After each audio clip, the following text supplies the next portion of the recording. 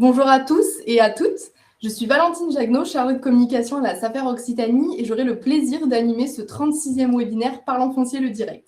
Je suis ravie de vous accueillir aujourd'hui pour ce nouveau rendez-vous autour du sujet des friches agricoles. Notre objectif, en 45 minutes aujourd'hui, est de vous donner des outils pour vos planifications territoriales à travers notamment le retour d'expérience de la communauté d'agglomération Hérault-Méditerranée. Nous allons également parler des enjeux que représentent les friches agricoles, vous présenter des outils d'aide à la décision et des exemples concrets de mise en œuvre de stratégies territoriales. Pour cela, j'ai le plaisir d'accueillir nos deux intervenants. Donc, tout d'abord, Jacques André, vous êtes directeur agriculture, production et gestion de l'espace à la communauté d'agglomération Hérault-Méditerranée. Bonjour. Bonjour. Et Gilles Lefrançois, chargé d'études et travaux à la SAFER Occitanie. Bonjour Gilles. Bonjour Valentine. Nous devions initialement recevoir également Thierry Alignan de la communauté de communes du Grand Pic Saint-Loup qui n'a finalement pas pu être parmi nous aujourd'hui, mais nous aurons une intervention enregistrée au préalable de Sébastien Diette du bureau d'études Alcina qui travaille notamment avec la communauté du Grand Pic Saint-Loup sur leurs problématiques forestières. Donc, on vous diffusera la vidéo, je vous en parlerai en temps voulu. Donc, encore un grand merci à vous deux, Gilles et Jacques, d'avoir accepté notre invitation et de partager votre expérience avec nous aujourd'hui et à tous ceux qui nous regardent. N'hésitez pas, vous qui nous regardez, à poser vos questions directement dans le chat. Nous prendrons un temps à la fin pour y répondre. Voilà, donc vous pouvez poser toutes vos questions. Nous avons aussi des personnes de la SAFER Occitanie et de la communauté qui pourront répondre à vos questions en direct dans le chat. Donc n'hésitez pas. En 2019, la SAFER Occitanie, en partenariat avec la région, a créé la communauté régionale des friches agricoles d'Occitanie, la CREFAO.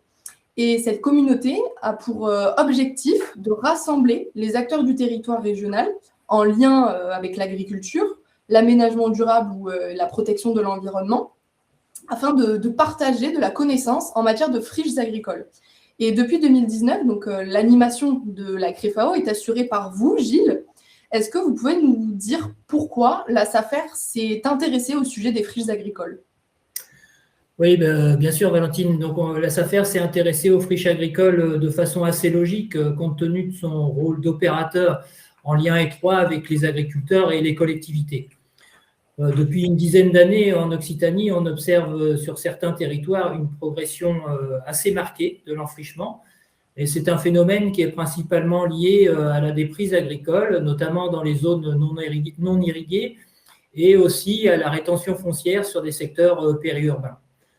Ce sujet concerne vraiment un grand nombre d'acteurs du territoire parce que les friches posent plusieurs types d'enjeux. D'abord, elles représentent une perte de surface agricole, de surface agricole utile, donc il y a un enjeu économique fort. Elles peuvent aussi générer des nuisances sur les cultures voisines avec des problématiques sanitaires. Je pense par exemple à la flavescence dorée sur les vignes ou aux lapins qui pullulent sur certains secteurs. Il y a également des impacts environnementaux avec des usages non maîtrisés comme les dépôts sauvages ou la cabanisation, par exemple. Elles contribuent à la fermeture des paysages, ce qui peut entraîner une perte de biodiversité. Et enfin, elles peuvent aggraver le risque incendie à cause de l'augmentation de la masse combustible. Donc, on est face à des enjeux économiques, environnementaux, sociaux et donc d'aménagement du territoire. Jacques André, je rappelle que vous êtes directeur agriculture, production et gestion de l'espace à la communauté d'agglomération Hérault-Méditerranée. Dans lequel des enjeux dont nous a parlé Gilles, vous retrouvez-vous et quels enjeux concernent vos territoires plus spécifiquement ? Rebonjour et rebonjour à tous. Alors, nous, effectivement, on se retrouve à peu près dans tous les enjeux qu'a cité Gilles. Il faut savoir que la direction de l'agriculture a été créée il y a 4 ans sur un territoire fortement viticole. 80% de la SAU chez nous, c'est la viticulture. C'est un territoire qui est compris entre Agde au sud, Pézenas au nord, le long du fleuve Hérault. Donc, on constate depuis un certain temps une déprise viticole importante qui a été qui s'est révélé notamment à travers les premiers arrachages, la campagne d'arrachage définitif qu'il y a eu il y a quelques années. Mais c'est un phénomène qui était déjà engagé depuis un certain temps, puisque avec le développement et la prépondérance de la vigne sur notre territoire, les hauts de coteaux avaient été abandonnés, puisque la vigne était plutôt sur les hauts de coteaux, ensuite elle est redescendue. Et donc ces hauts de coteaux ont été abandonnés, puisqu'ils n'étaient absolument pas propices aux autres cultures. Donc on avait déjà cet existant. Avec ce qu'on constate aujourd'hui qui s'accélère, avec notamment la deuxième campagne d'arrachage, on a essayé d'anticiper les choses pour voir quelles pourraient être les cultures d'avenir qui pourraient émerger sur notre territoire. Donc on a fait appel à un bureau d'études toulousain, on a essayé. Alors, ce qui nous avait intéressé chez eux, c'était ce principe d'homologue climatique. Donc on s'est positionné sur 2050 et on a regardé ce qui existait aujourd'hui quelque part autour du bassin méditerranéen, qui ressemblerait fortement au niveau du climat et la qualité des sols sur ce qu'on aura donc dans 25 ans. On a découvert un territoire en Catalogne du Sud, Tortosa, ce qui nous a permis d'identifier une trentaine de cultures. De là, lorsqu'on retire ce qui est déjà pris sur les marchés, genre le pistachier, là où on n'est encore pas trop d'aplomb sur le climat, notamment tout ce qui est agrumes et aloe vera, enfin voilà. Donc, on a essayé de cerner la trentaine de cultures et malheureusement, il ne nous reste pas grand-chose. Donc, on est extrêmement mitigé sur notre capacité à pouvoir absorber dans les 25 années à venir des friches qui vont arriver en masse. J'estime à titre personnel qu'on perdra la moitié de nos vignes d'ici 5 à 10 ans, ce qui représente au moins 7 à 8 000 hectares. Et voilà, donc l'enjeu majeur, c'est la réaffectation des sols après la perte de la vigne et la déprise viticole. C'est aussi donc des enjeux environnementaux. Et puis, on rajoute chez nous un enjeu majeur qui est l'enjeu du tourisme. Parce qu'un territoire de vigne, c'est très joli. Un territoire de friche, ça l'est moins. Et surtout s'il a brûlé. Donc, il faut rajouter ça, bien entendu, la gestion et l'anticipation sur les capacités qu'auraient ces friches à constituer les combustibles pour les incendies, avec tout ce que ça signifie, la perte de biodiversité, les problèmes économiques et autres choses comme ça. Donc voilà, on est dans cet enjeu d'anticipation pour essayer de comprendre comment ça va se passer. On se donne un laps de temps relativement long, mais qui s'avère très court, 25 ans c'est court, pour essayer de comprendre comment notre territoire va évoluer et surtout comment on peut agir aujourd'hui pour juguler cet enfrichement majeur. Ben justement, on rentrera un petit peu plus dans le détail d'exemples concrets que vous avez mis en place pour revaloriser tout ça juste après, dans une partie un peu plus dédiée à votre retour d'expérience. De par la loi et de par son plan pluriannuel d'activité, la SAFER Occitanie donc, a 4 missions qui sont de dynamiser l'agriculture et la forêt, d'accompagner le développement local, de participer à la protection de l'environnement et d'assurer la transparence du marché foncier. Gilles, quel est le lien entre ces 4 missions et les friches, et le sujet des friches? En fait, Valentine, en travaillant sur les friches, on est en plein cœur des missions de la SAFER. Les friches sont des espaces délaissés, mais c'est aussi où ça peut être une ressource foncière pour des projets de territoire très variés. Leur reconquête, par exemple, peut permettre de restructurer des exploitations agricoles ou forestières. Ou encore, elle peut permettre de la réalisation de projets structurants du territoire qui nécessitent soit de la compensation environnementale agricole ou de la compensation environnementale.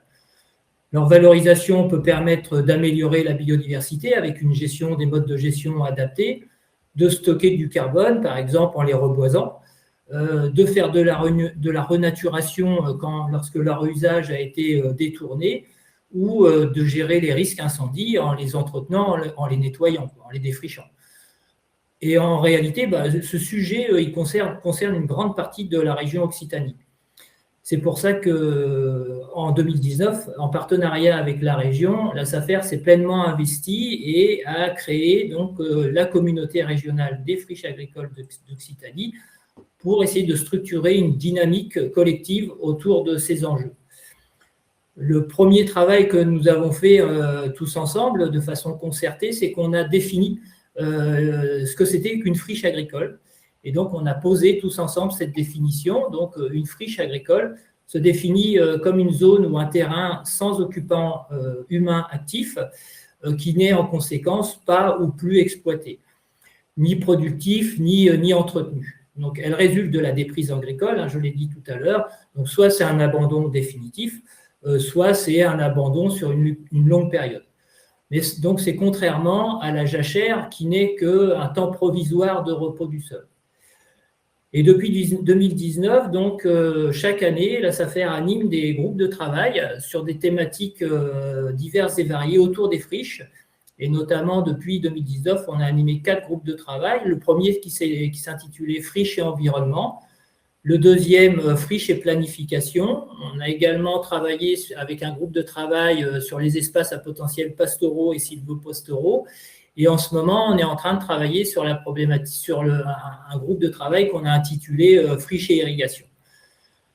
À l'issue de ces groupes de travail, on a produit des fiches qui sont mises à disposition des porteurs de projets et qui sont en accès libre aujourd'hui sur le site de la SAFER Occitanie. Merci. Et justement, en 2020, la SAFER a travaillé avec la DDT du Tarn-et-Garonne pour expérimenter une méthode d'inventaire justement de ces friches agricoles avec l'aide de l'intelligence artificielle. Est-ce que Gilles, vous pouvez nous en dire un peu plus sur cette méthode d'inventaire ? Oui, effectivement. En fait, il faut savoir que l'inventaire des friches agricoles est une obligation réglementaire issue de la loi d'orientation agricole de 2014. Les commissions départementales de protection des espaces agricoles, naturels et forestiers, donc les CDPNAF, doivent le réaliser tous les 5 ans. Et l'article de loi précise que c'est pour une revalorisation agricole et ou forestière. Donc, en 2021, on a commencé à travailler avec la DDT du Tarn-et-Garonne pour expérimenter une méthode innovante basée sur du traitement d'informations cartographiques, de l'analyse d'images satellites et l'entraînement d'une intelligence artificielle. En fait, ce travail il a permis de poser une preuve de concept que nous avons ensuite développée à plus grande échelle, donc, avec un projet SCO-Friches agricoles en partenariat avec le Centre national d'études spatiales qui a produit l'algorithme WASABI. WASABI, ça veut dire Westland Satellite Bulk Identification. Donc, cet algorithme entraîné avec des données terrain, des vérifications terrain, donc on a été sur le terrain pour vérifier les prédictions d'un premier inventaire. Donc, ces vérités terrain nous a permis de produire un premier inventaire régional à l'été 2024 et qui a été mis à jour à l'automne 2025. Donc, on a préparé des diapositives pour vous faire voir un peu les résultats donc, de cet inventaire. Donc, comme vous pouvez le voir sur la diapositive, l'algorithme WASABI a identifié 472 000 parcelles en friche. Cela représente environ 150 000 hectares, soit 2% de la surface régionale. Et sur la deuxième diapositive, on voit c'est le pourcentage par rapport à la SAU. Donc, on est à 2,6% de la SAU qui est enfrichée. Et avec cette carte, on voit aussi que c'est surtout sur les départements du pourtour méditerranéen que le phénomène d'enfrichement est le plus important. Ces données de l'inventaire ont également été produites à l'échelle des EPCI et à l'échelle des communes. Cette connaissance est très précieuse pour tous les projets de territoire qui s'appuient donc sur la valorisation des friches agricoles lorsqu'il y a besoin de ressources foncières.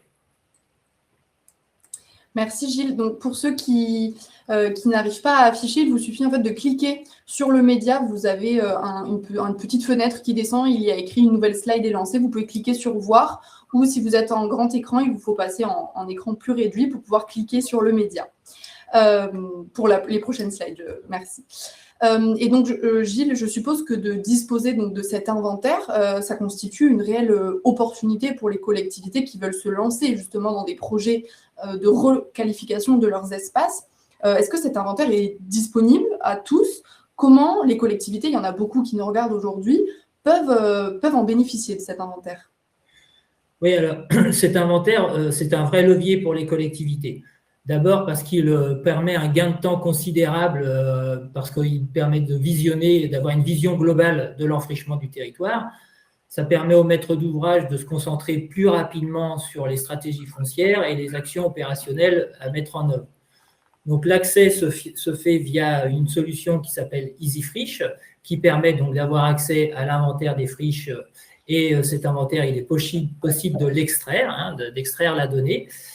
Ça permet, EasyFriche, c'est une interface web avec de nombreuses données qui permettent d'identifier les enjeux sur chaque friche, donc avec des données sur l'agriculture, sur l'environnement, sur l'eau.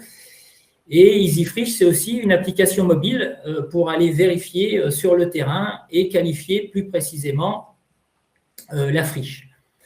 Aujourd'hui, plusieurs collectivités en Occitanie utilisent déjà cet outil pour structurer leur démarche, comme la communauté d'agglomération Hérault-Méditerranée qui est présente avec nous là tout de suite. Donc, au final, EasyFriche, c'est un vrai outil d'aide à la décision et c'est très opérationnel. Merci beaucoup Gilles pour la présentation de l'outil EasyFriche. Donc, dans le chat, on vous mettra des liens pour aller voir la plaquette. Il y a une vidéo également explicative sur notre chaîne YouTube. Donc, si vous voulez vraiment en apprendre un peu plus sur la solution. Mais justement, on va passer à quelque chose de plus concret. Directement avec vous, Jacques. Je rappelle que vous êtes responsable du service agricole donc à la communauté d'agglomération Hérault-Méditerranée. Est-ce que justement, vous pouvez nous dire pourquoi votre collectivité, votre communauté a adhéré à l'outil EasyFriche et comment l'utilisez-vous concrètement et qu'est-ce que cela vous a apporté en fait sur votre territoire? Alors, les motivations étaient plus plurielles. Il fallait à la fois répondre à des enjeux d'anticipation, de la recherche de foncier, la mobilisation de foncier, essayer d'y voir plus clair sur l'avancée de la friche. Aujourd'hui, on a des territoires, c'est un territoire très rural, dans lequel effectivement, aujourd'hui, on a quand même des difficultés d'identification de l'état de nos parcelles. Donc, on a eu différents emplois, différents usages en fait de l'outil EasyFriche. Notamment avec 4 communes, on a fait 4 diagnostics communaux pour des communes qui étaient en révision, en modification de PLU, ce qui nous a permis d'établir un diagnostic agricole qui est obligatoire dans les documents d'urbanisme, mais qui est souvent le parent pauvre. Donc là, on a fait intervenir des stagiaires qui nous ont permis d'avoir un travail de terrain extrêmement fin, ce qui nous a permis de participer à l'actualisation de l'outil, puisqu'on avait ce travail de terrain qui nous permettait directement de vérifier si les données étaient les bonnes.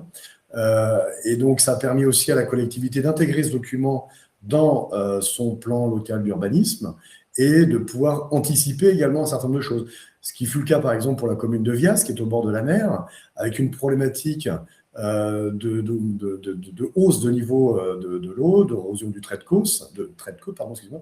Et derrière, bien entendu, à terme, très certainement, des obligations de procéder au retrait des équipements touristiques, notamment des campings, un peu plus loin au nord de la commune. Donc, ça veut dire que là, on a la possibilité, grâce à cet outil, d'identifier des zones qui ne sont plus cultivées pour créer de la réserve foncière. Voilà, ça a été un des choix de la collectivité. On a également utilisé l'outil par rapport à des risques d'incendie majeurs. Donc, c'est-à-dire que c'est des enjeux sur lesquels on souhaite vraiment s'investir parce que la gestion d'un incendie, ça coûte énormément d'argent à tout le monde. Et donc, on met la pression au niveau des troupeaux qu'on installe sur les zones où il y a les risques les plus importants. Voilà. Donc, c'est le cas notamment au nord de la communauté d'agglomération sur une commune qui s'appelle Saint-Pons-de-Mouchien, où, suite à un très grand incendie il y a 5-6 ans, on a installé, suite à un appel à candidature, une éleveuse de chèvres, de chèvres roves, qui aujourd'hui pâture sur 80-90 hectares. Voilà. Donc, ça nous permet aussi de créer des îlots supplémentaires, parce que malheureusement, en plein été, le pâturage est faible, et donc on constitue des îlots complémentaires en utilisant l'outil EasyFriche. Autre besoin, c'est sur de l'installation simple, sans véritable enjeu d'incendie, mais on a des demandes d'installation qu'il faut satisfaire. Malheureusement aujourd'hui, fort heureusement d'une certaine manière, mais malheureusement, la vigne est dominante et on a très peu d'espace pour installer, notamment l'élevage, sur des surfaces importantes. Alors, on souhaiterait accompagner l'installation d'une demoiselle qui est éleveuse de bufflonne. Il nous faut au minimum 30-40 hectares. Voilà, grâce à l'outil, on arrive à cerner là aussi des îlots qui soient assez proches les uns des autres. Dernière utilisation, dans le cadre de la réfection de digues pour lutter contre les crues du fleuve Hérault, on a un céréalier qui nous a sollicité pour compenser des terres qu'il va perdre par rapport à l'aménagement d'une nouvelle digue. Et donc, du coup, on est à la recherche d'une trentaine d'hectares supplémentaires là aussi.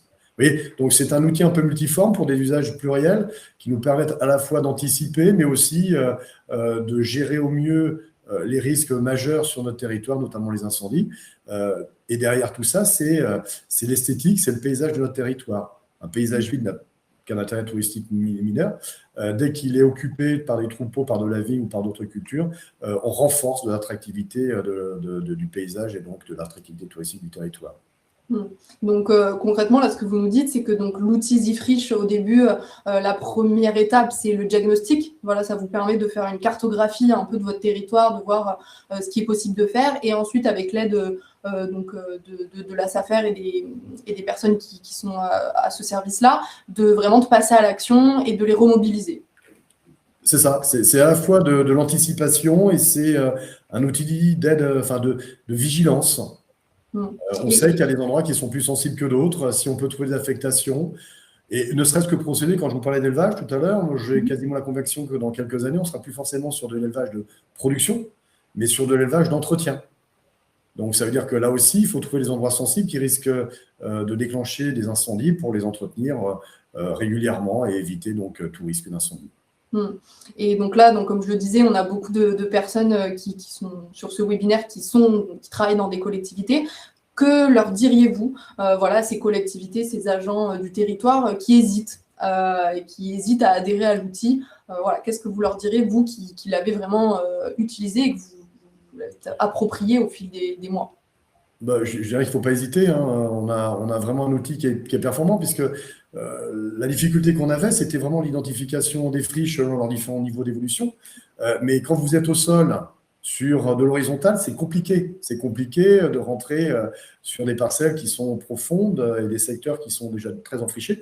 Donc, cette vision de haut avec ces différents niveaux d'enfrichement, c'est très utile parce que ça nous permet aussi de prioriser nos interventions. Aujourd'hui, il est préférable d'intervenir sur des friches qui sont faiblement enfrichées.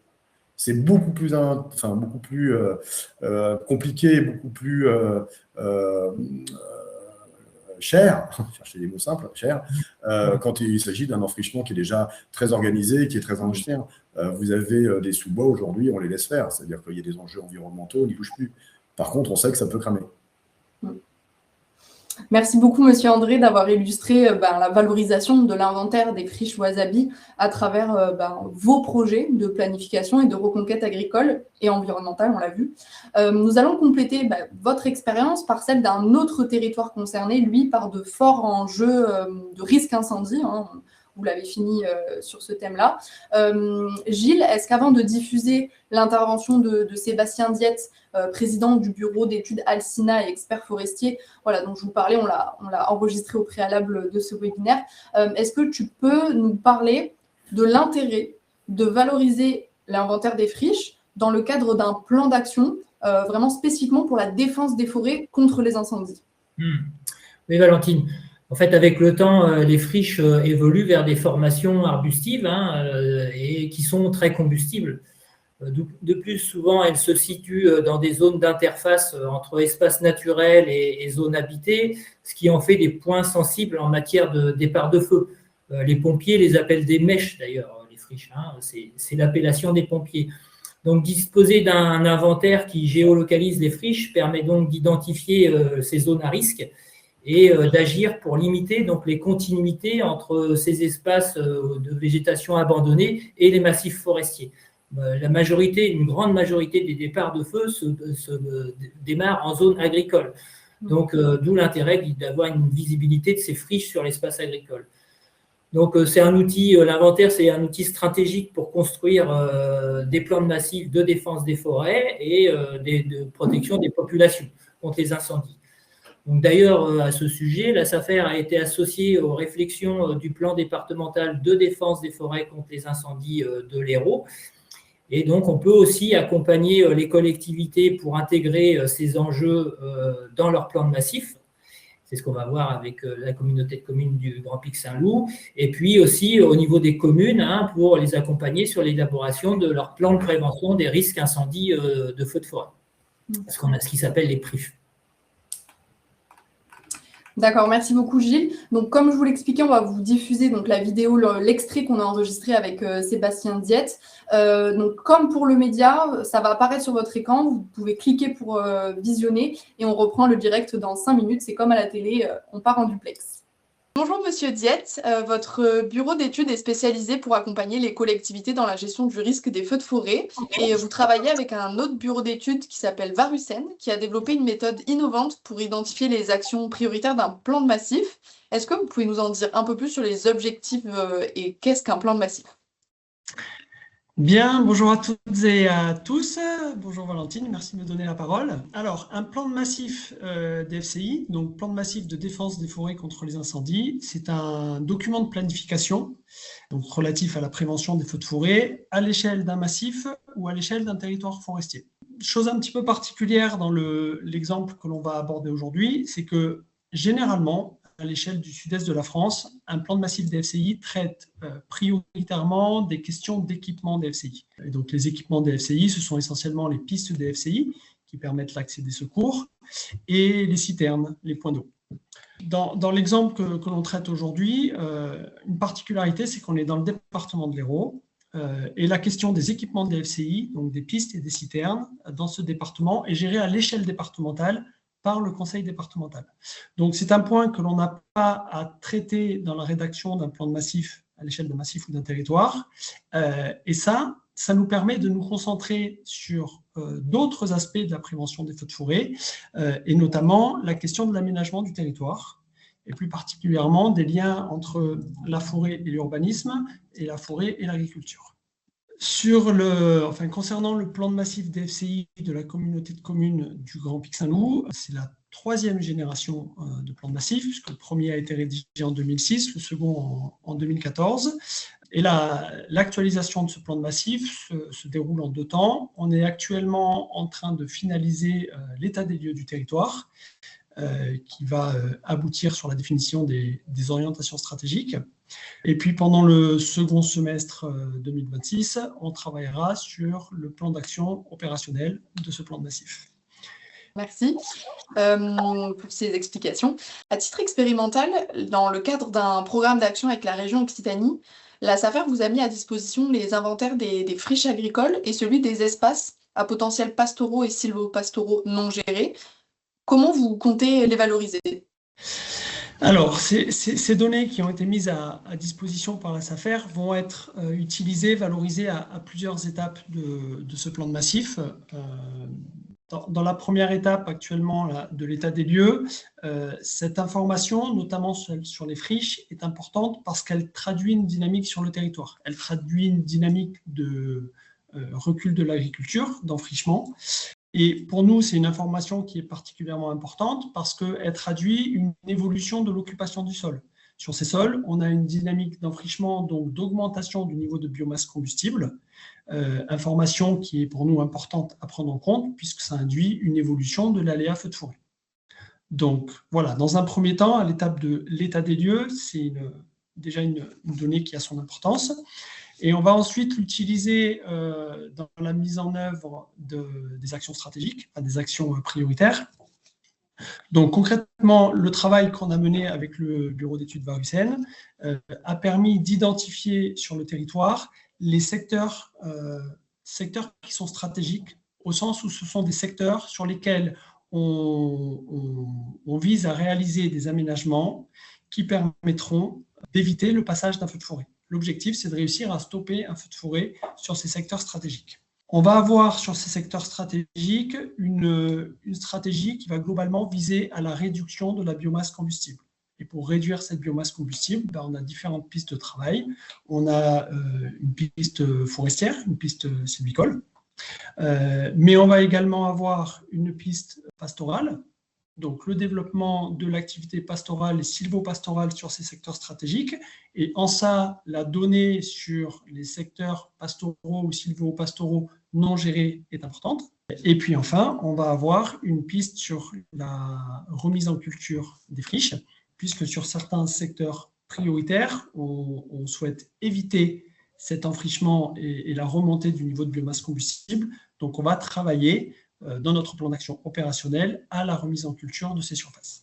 Merci beaucoup, Monsieur Dietz, pour la présentation de vos travaux et de ces explications. La SAFER vous a donc mis à disposition ces inventaires de friches et des espaces à potentiel pastoraux et sylvopastoraux non gérés. Gilles, est-ce que tu peux nous parler un petit peu justement de l'action de la SAFER et de la relation avec le bureau Alcina? Alors oui, en effet, Valentine, donc, on a eu plusieurs échanges pour leur présenter comment est-ce qu'on avait produit la donnée et qu'est-ce qu'elle signifiait exactement, de façon à ce qu'eux, ils en aient une utilisation pertinente par rapport à la DFCI, hein, dans le cadre du plan de massif. Ensuite, j'ai participé donc aux ateliers polygones qui permettent de définir donc les zones d'action prioritaires sur lesquelles il faudra mener des actions de gestion de l'espace en vue de la défense des forêts contre les incendies. Et puis la troisième étape, eh bien, ça sera justement de participer à la définition des fiches actions et d'identifier les outils fonciers les plus pertinents à mettre en œuvre dans le cadre de la défense des forêts contre les incendies. Super, merci beaucoup. Merci encore, Monsieur Dietz, de votre présence et on repasse en direct. Merci beaucoup et bon webinaire. Donc, je reprends la main, on revient en direct. Donc l'intervention alors pour ceux qui n'ont pas pu voir l'entièreté de l'extrait, si jamais, ne vous inquiétez pas, il y aura le replay qui sera disponible dès demain et vous verrez en entier, sans bug, s'il y en a eu, l'extrait de Monsieur Dietz. Donc l'intervention de Monsieur Dietz, justement, nous a permis d'illustrer concrètement la mise en place d'un plan d'action. Gilles, il me semble que la SAFER dispose d'une boîte à outils variée et qu'elle peut être mobilisée également en phase opérationnelle pour accompagner justement les collectivités dans la mise en œuvre de leur projet de territoire. Est-ce que tu peux nous en dire un peu plus à ce sujet et sur cette boîte à outils? Oui, en effet, Valentine, la SAFER peut intervenir à toutes les étapes d'un projet quel qu'il soit.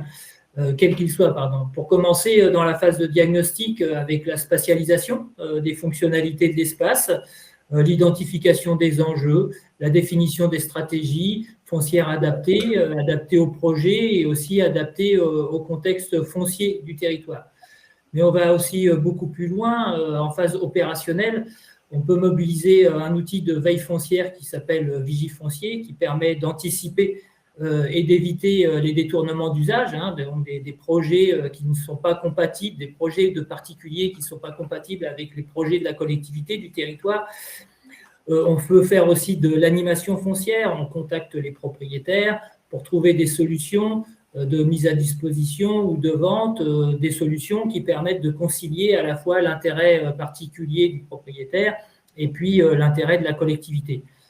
On peut intervenir en maîtrise foncière, donc on négocie avec les propriétaires. On peut même faire de la maîtrise d'œuvre pour réaliser donc, des travaux agricoles ou pastoraux, c'est-à-dire qu'on accompagne la collectivité pour consulter les entreprises qui, elles, vont faire les travaux nécessaires, donc travaux agricoles ou travaux pastoraux. Et EasyFriche, tout naturellement, il vient compléter cette boîte à outils pour mieux accompagner les collectivités dans leurs projets. Donc, si je résume vraiment, la SAFER Occitanie, c'est vraiment l'opérateur foncier qui va accompagner les collectivités porteuses de stratégies foncières pour transformer les friches agricoles en réelle opportunité pour une agriculture durable et pour la préservation de l'environnement. Merci beaucoup Gilles, merci Monsieur André. Avant de conclure ce webinaire et de prendre les questions du chat, dernier mot de vous, nos intervenants. Jacques, qu'en pensez-vous et comment résumeriez-vous ce webinaire en quelques mots? C'était intéressant de découvrir un milieu, enfin un monde qui va nous préoccuper grandement dans les années à venir. Hein. C'est-à-dire qu'il y a 4 ans, quand on a créé la direction de l'agriculture, on ne parlait absolument pas de friches. Aujourd'hui, malheureusement, l'évolution du monde agricole fait que ça va devenir une donnée très préoccupante. Donc, il est extrêmement intéressant d'anticiper. On a peu de temps pour ça. Et la friche offre des possibilités qui sont multiples, hein. C'est-à-dire qu'en fait, aujourd'hui, c'est un réservoir. On avait aussi travaillé sur les biens vacants 100 mètres, mais c'était plus compliqué parce qu'on a des parcelles qui étaient quand même assez disparates, en très mauvais état, des terres assez moyennes. Là, on a un outil d'identification de bonnes terres aux bons endroits et ça nous permet d'anticiper et de programmer un certain nombre d'actions. Merci. Gilles, rapidement, également, un dernier mot, un dernier message à faire passer à tous ceux qui nous regardent. Alors, 3 mots, Valentine. Je dirais connaissance, mobilisation et revalorisation. Donc, parce que tout commence d'une bonne connaissance de l'état d'enfrichement et d'un territoire qui permet ensuite de sensibiliser les élus et de mobiliser les acteurs pour transformer donc ces espaces délaissés, non gérés, en véritables opportunités foncières pour les projets de territoire. Merci beaucoup. On va prendre quelques questions qu'on a dans le chat justement pour en apprendre un petit peu plus. Donc j'ai une question de Noémie Plouard. Bonjour, juridiquement, il n'y a pas de définition des friches agricoles. Comment les repère-t-on à la base? Est-ce que les CDPENAF en font des inventaires tous les 5 ans, comme le dit le Code rural? Je réponds, Valentine? Oui, peut-être, oui.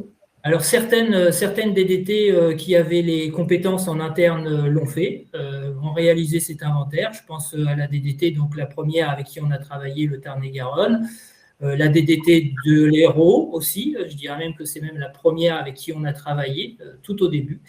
Et puis, plus récemment, la DDT du Lot. Voilà. Donc, les autres, il y en a qui sont en train d'essayer de s'approprier le sujet, mais voilà, elles n'ont pas toutes les compétences, elles n'ont pas tous les moyens, donc ça dépend des départements. D'accord, merci. Peut-être encore, Gilles, à partir de combien de temps considère-t-on qu'il y a friche en l'absence d'hommes et de production? Oui, donc en fait, au départ, donc, comme je vous ai dit au départ, la première chose qu'on a fait, c'est de définir ce que c'était qu'une friche. Donc collectivement, on a travaillé en partant sur des travaux qui avaient déjà été réalisés par des DDT ultérieurement. Et ensuite, donc, il y a eu cette définition. Et ensuite, par souci on s'est appuyé sur la réglementation de la procédure terrain culte qui définit l'état d'inculture à partir du moment où il n'y a plus d'activité depuis plus de 3 ans. Donc, on s'est appuyé aussi sur cet élément juridique-là, cette durée juridique-là de 3 ans, donc qui provient de la procédure terrain culte. D'accord, merci. Alors, une autre question de Florence. Là, peut-être que vous pourrez aussi répondre, Monsieur André. Comment envisagez-vous la préservation de la biodiversité présente dans les friches avec la gestion de ces milieux par rapport au risque incendie notamment? Et plus simplement, comment concilier ces enjeux et répondre à ces 2 défis? C'est complexe. C'est complexe parce que, bien entendu, alors on a des friches qu'on laisse volontairement, notamment des friches qui appartiennent aux Seines, qu'on laisse notamment pour l'Outarde. Le problème, c'est qu'on n'est pas à l'abri d'un départ d'incendie, puisque c'est souvent des parcelles qui sont, en tout cas chez nous, qui bordent des routes et notamment des axes majeurs qui descendent sur la station du Cap d'Agde. On a eu, par rapport à la personne dont je vous parlais tout à l'heure, c'est une personne qu'on a installée sur une zone qui était fortement flammable. Il y a aussi sur ce périmètre un circaète. Et effectivement, il fallait arriver à conjuguer la présence du circaète et la présence du troupeau, voilà, pour endiguer la friche. Donc, on s'est rendu compte que la cohabitation était facile, elle n'était pas du tout problématique, mais c'est du ponctuel, si on fait ça au cas par cas. Mais il est certain que, par définition, on est sur des enjeux antagonistes. Si on laisse la friche se développer, il est évident que les paysages et les territoires vont se refermer, et donc on a des risques là aussi pour la biodiversité. Gilles, est-ce que tu as quelque chose à rajouter par rapport à ce qu'a dit Monsieur André? Oui, vous pourrez aller voir donc sur le site de la SAFER Occitanie, les productions donc du GT Friche et Environnement. Donc les travaux étaient justement, la réflexion était sur ça justement, comment prendre en compte l'environnement dans des projets de revalorisation des friches agricoles. Et donc on est parti du principe qu'en effet une friche, elle peut aller pour une revalorisation agricole. mais il faudra quand même tenir compte des enjeux environnementaux et biodiversité sur cette parcelle-là, mais aussi s'il n'y a pas d'enjeu agricole intéressant sur la parcelle, on peut tout à fait essayer de valoriser justement les enjeux environnementaux sur la parcelle. Si c'est une parcelle qui est à proximité d'un espace forestier, on peut tout à fait dire que c'est plus intéressant de lui redonner une valorisation forestière plutôt qu'agricole, par exemple. Donc, en effet, à chaque étape, et notamment au début d'un projet, il faut bien regarder à quelle réglementation environnementale le projet de revalorisation peut être soumis. Donc, on a produit un tableau, c'est aujourd'hui sur le site de la SAFER, vous pouvez le trouver, un tableau qui fait la synthèse des cinq grandes réglementations qui concernent la préservation de la biodiversité pour les projets de reconquête des friches agricoles. Merci Gilles. On va prendre encore quelques questions là pour bien finir à 15. Donc on a une question, 2 personnes qui nous posent la question sur ce sujet. Au-delà du couvert végétal de la friche, comment est intégré le potentiel agronomique des sols, y compris les questions d'irrigation? Le problème des sols, c'est qu'aujourd'hui, on n'a pas de données cartographiques. Donc, en effet, dans EasyFriche, comme j'expliquais tout à l'heure, il y a plein de données, notamment sur l'eau, l'environnement et l'agriculture. Il nous manque une donnée essentielle à l'échelle de l'Occitanie, parce que donc, toutes les données cartographiques qui sont dans EasyFriche sont à l'échelle de la région Occitanie. Sur les sols, on a un problème aujourd'hui, c'est qu'on n'a pas de carte de données à l'échelle régionale. Il y a certains départements qui avaient travaillé sur la qualité agronomique des sols, mais qu'on n'a pas pu intégrer dans EasyFriche puisqu'on n'avait pas la donnée au niveau régional. C'est un manque, mais qui risque de se combler puisqu'il y a des structures, des institutions qui travaillent justement à produire cette carte des potentialités agronomiques des sols à l'échelle de la région Occitanie. Donc on attend avec impatience, mais en effet, c'est un élément d'information très important pour savoir quelle orientation, quelle revalorisation on va donner à une friche. Oui, donc EasyFriche, c'est vraiment un outil qui a vocation à évoluer aussi dans le temps en fonction des besoins. Et justement, tu y as un petit peu répondu, 2 questions en une. Est-ce qu'EasyFriche donne des informations uniquement sur la région Occitanie? Première question. Et est-ce qu'EasyFriche est réservé uniquement aux collectivités? Alors, donc oui, EasyFriche, donc l'inventaire, on l'a réalisé que sur la région Occitanie. Donc, il est dans EasyFriche. Donc, EasyFriche, il n'est disponible que pour les maîtres d'ouvrage privés ou publics de la région Occitanie. Donc, principalement les collectivités, il est accessible principalement aux collectivités, mais aussi à des partenaires qui travaillent de près ou de loin sur l'aménagement du territoire. Donc, c'est à voir, à étudier au cas par cas, mais donc ce n'est pas seulement que les collectivités. Par exemple, on a une DDT qui a adhéré à EasyFriche, on a des parcs régionaux qui ont adhéré à EasyFriche, des pays, voilà, donc c'est divers et varié. D'accord, merci beaucoup. Dernière question, la question de monsieur Xavier Picot. Quelle serait la recette pour faire venir ou revenir des agriculteurs sur ces territoires délaissés et souvent sans équipement hydraulique? On revient avec un peu le sujet de l'eau. Jacques. La grosse difficulté, je dirais aujourd'hui, c'est, en tout cas chez nous, je n'extrapolerai pas, mais chez nous, la difficulté, c'est la réglementation d'urbanisme. C'est-à-dire qu'aujourd'hui, installer quelqu'un, surtout s'il y a du logement, c'est très compliqué. Et là, effectivement, ça pose encore des enjeux parce que c'est un phénomène d'accélération des friches. C'est-à-dire que l'enjeu pour nous, c'est de remettre de l'humain dans les campagnes, mais on se heurte systématiquement à ces problématiques d'urbanisme. Voilà. Même s'il y a de l'existant, créer de la diversification d'activités au travers du tourisme, par exemple, sur de l'hébergement solide, des choses comme ça, c'est pas possible. Et c'est pourtant ça qui permet de consolider le revenu agricole et donc de maintenir les personnes sur place. Donc là, on a un véritable enjeu, qui n'est pas celui de la friche, mais pour autant, c'est une donnée fondamentale dans l'avenir de l'agriculture sur nos territoires. Très bien. Merci beaucoup. Allez, dernière question. Après, je ne pourrai plus en prendre. Dans tous les cas, si jamais vous avez des questions, des demandes d'informations, n'hésitez pas à envoyer un mail ou à nous contacter sur le site internet. Donc, on va vous mettre les liens dans le chat, le formulaire de contact EasyFriche et l'adresse mail. Allez, dernière question. Dans le cas des PLUI, quels sont les potentiels leviers réglementaires mobilisés pour les différents objectifs listés à la fiche CREFAO relative à la planification? Pardon, Valentine, repose la question. Oui, je l'ai essayé de la comprendre en la lisant. Dans le Oui. cas du PLU, quels sont les potentiels leviers réglementaires mobilisés pour les différents objectifs listés à la fiche CREFAO relative à la planification? J'avoue que c'est une question un peu compliquée. En effet, donc on a produit une fiche qui s'appelle friches et planification. L'objectif, c'était de voir comment valoriser l'inventaire des friches dans les différents documents de planification. Allez, donc Scott, PLU et SRADET. À l'échelle des PLU, en effet, dans les différents documents qui constituent un PLU, la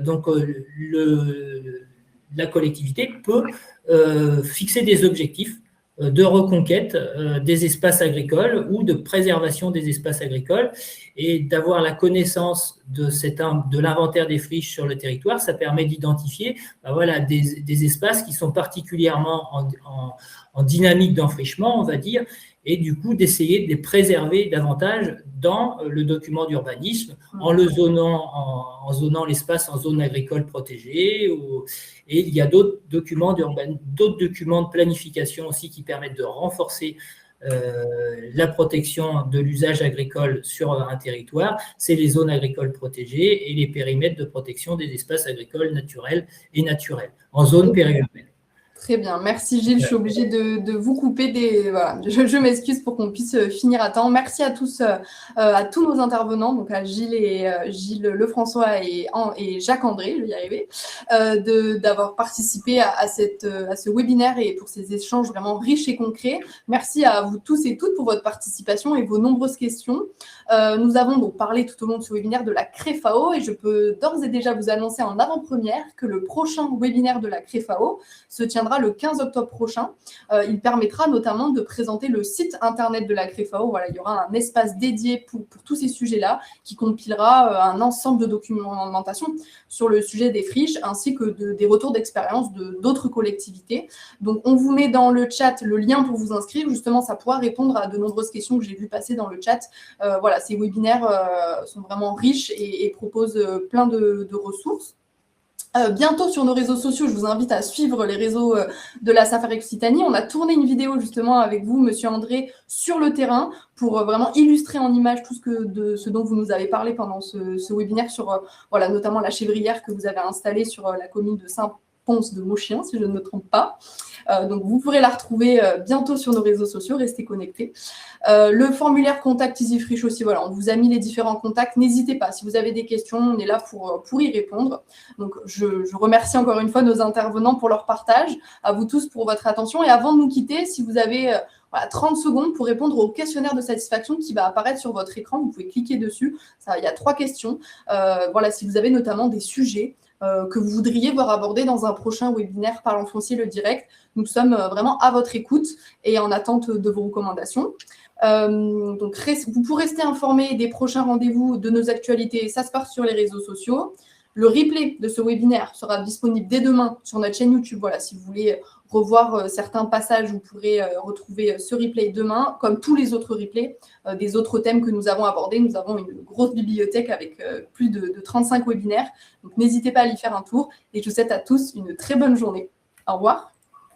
Au revoir. Au revoir. Merci Valentine.